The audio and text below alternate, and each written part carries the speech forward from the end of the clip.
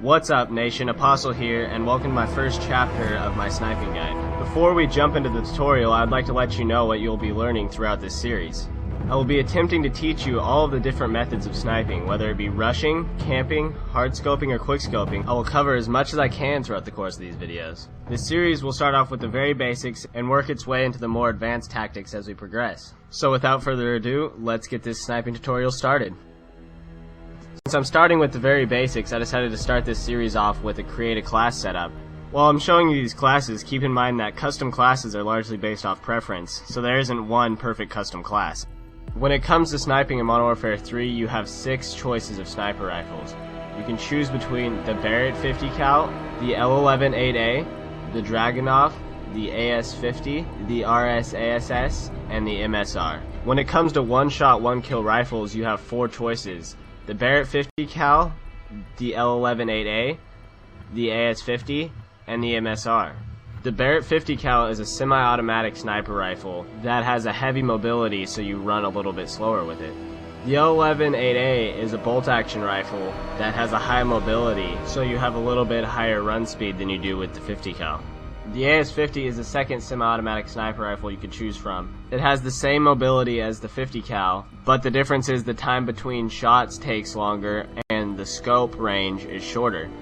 If you can put up with this short scope range until you get the variable scope, it quickly becomes one of the best snipers in the game, and overall, my favorite sniper. The fourth and final one-shot, one-kill sniper rifle is the MSR. Like the L11, the MSR is also a bolt action, but the MSR has a shorter time in between shots, which in my opinion makes it the better sniper of the two. As for the Dragunov and the RSASS, they both are fairly useless, especially for a new sniper. Most of the time they require you to take at least 2 shots to kill your target, unless you shoot them in the upper torso or the head, which can be difficult to do, especially if you are a beginner sniper. The proficiency you choose to use is highly based on preference. Me personally, I like to use the stability proficiency on the bolt-action sniper rifles and the kick proficiency on the semi-automatic sniper rifles.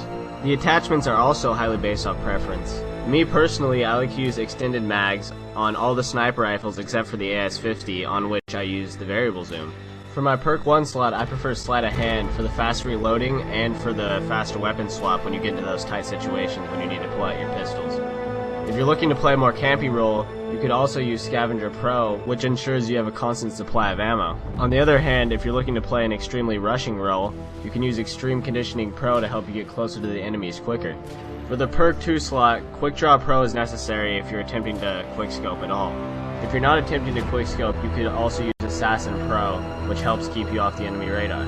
For the perk 3 slot, the 3 perks I recommend using are Marksman Pro, Steady Aim Pro, or Dead Silence Pro. The reason I recommend Marksman Pro is because it helps you identify people at long ranges, especially if you're camping back at farther distances.